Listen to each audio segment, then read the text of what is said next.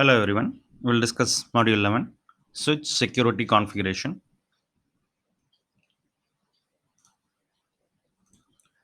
In this module, the main objective of this module is how to configure switch security to mitigate LAN attacks.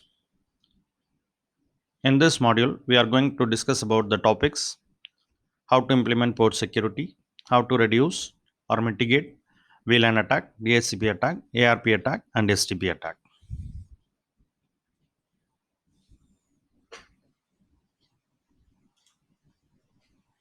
First, we will discuss about how to implement port security. So, we are going to implement the port security in layer 2 device. Layer 2 device is a switch. The attacker feels very easy to attack the layer 2 device. The switches can be easily attacked by the layer 2 attackers, and they can deploy the threats in the switches. They can perform various types of attacks in LAN. To reduce that, we have to secure our layer 2 devices. So, how to protect our switches from attacks? Normally, in switch, we have a lot of interfaces and ports. The ports are used to connect the end devices. The end devices will communicate through the port. In the devices, usually all the ports are not used. Many ports are unused. This is an advantage for the attacker. The attacker will attack the switch or will attack the LAN with the help of this unused ports. If the ports are not used by anyone, so they will make use of this port and they will connect their device with the switch through that port, and they will deploy the threats and attacks. So what we have to do, we have to secure this unused port. What is unused port? What is used port? For example, in a switch you have 24 ports. If you have used the first 10 port to connect 10 PCs, then these 10 ports are called as the used port. The remaining ports, 14 ports, are known as the unused ports. Now we are talking about that unused port. Now we are going to secure that unused port. How to secure that unused port? If you connect any device in a switch port or interface, it will detect automatically, it will configure the end device. By default, it is enabled on the interface. Now we have to disable the unused port. We have to administratively down that unused port. For example, you know that in your network you have only 10 PCs. For that 10 PC, you have to allocate the first 10 port, and the remaining 10 port you have to shut down before deploying the switch in the production use. You have to manually or administratively shut down the interface. We know the commands how to enable or how to change the interface state to up. What command we have to use? The command no shut is used to enable the interface or change the interface state to up. Like that, the command shutdown is used to disable the interface or change the interface state to down. Now we are planning to bring the interface to down state. Our motive is to disable the interface for security purpose. If you disable the interface, if any device is connected in that interface, that device cannot communicate with the switch. For that reason, we want to close the interface, like closing the door. If we close the door and lock, Nobody cannot enter into our premises, right? In the same way, that we are going to disable all the unused port. So if any ND device is connected in that unused port, they are not able to access the switch. So this is our idea. So if we do this, we can implement a security, a basic level of security. This is not a high level of security. So securing or disabling the interface or a switch port is a basic level of security that we are trying to do now. Okay, you can do this individually on each interface, or you can do this, or you can apply this for a group of interface. If you want to secure the interface, you can secure the interface individually, one by one. For example, first 10 ports we used in the switch, 0, 1 to 10. The remaining ports are 0, 11 to 24. If you want to secure the remaining 14 ports, 0, 11, 0, 12, 0, 13, 0, 14 to 0, 24, you can shut down the ports individually one by one. You know that it will take time. You have to type interface F011 shut down, interface F012 shut down. Like this, for all the 14 ports, you have to execute the commands individually. Definitely, it will consume your time. The simplest way is shutdowning all the interfaces through a single command. For that, you can use the range keyword in the interface command.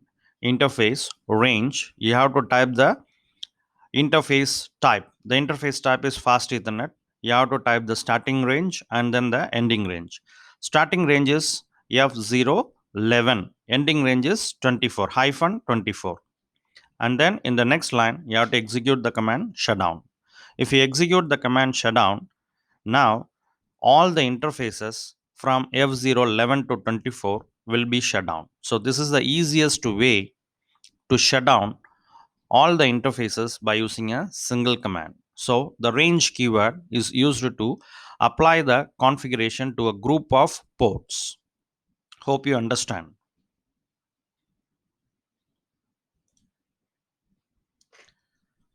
Now we are going to discuss about how to mitigate MAC address table attack. Basically, we know what is MAC address table. All the switches, layer 2 devices will use the MAC address table. The switches will make the forwarding decision based on the MAC address table. MAC address table are very important for all the switch to forward the data to the destination. We know the important characteristics of the MAC address table. The MAC address tables is limited in size. We are not able to store the data, that is its size is not dynamic. It will not store all the data. Due to the limitation, it is able to store the data up to a level. Beyond that, the switch cannot store the data in the MAC address table. So this is a drawback of the MAC address table. The limited size is the drawback of the MAC address table.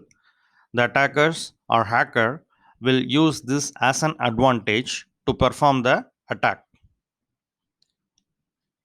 How they will use this as an advantage to perform the attack? The attackers, they are going to fill the MAC address table by using the fake data. If the MAC address table is full, the switch cannot store any data in the MAC address table. Then the switch will not refer the MAC address table for forwarding the data. The switch will simply flood the incoming data through all the egress ports.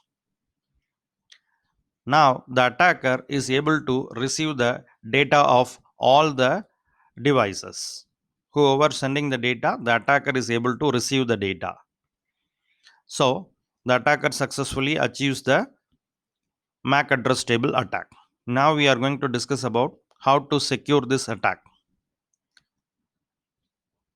To limit this or to reduce this MAC address table attack, the port security, we are going to apply the port security.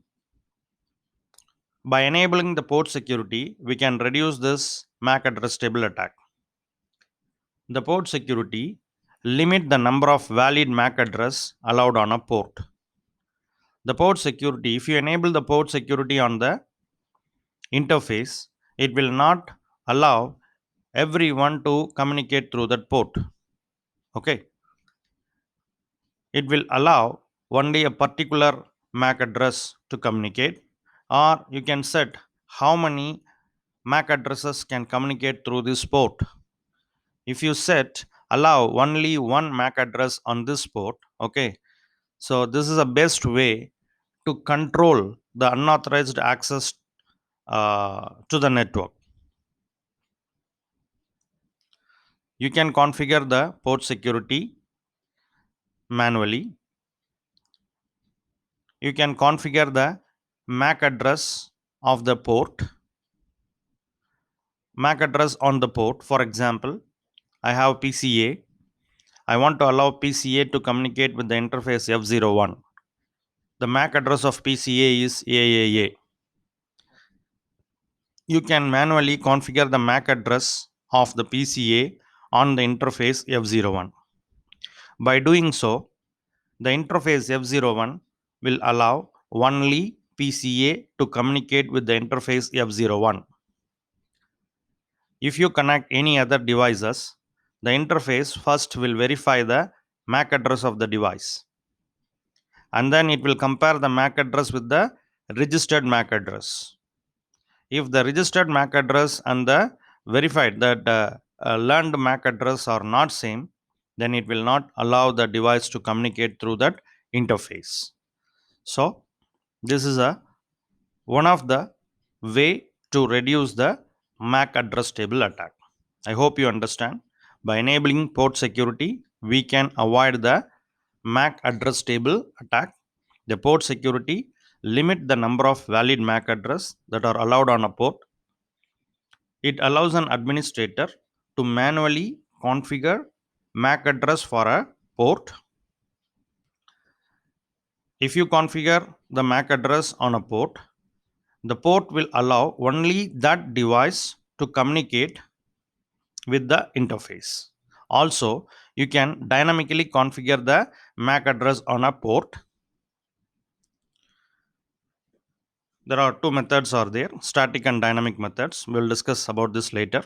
Okay.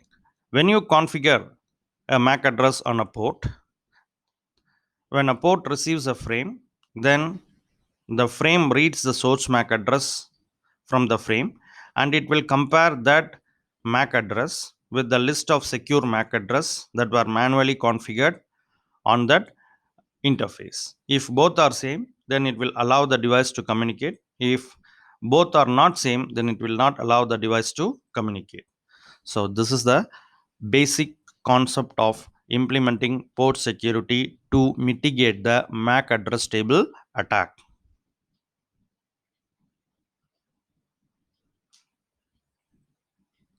By limiting the number of permitted MAC address on a port 221, port security can be used to control unauthorized access to the network.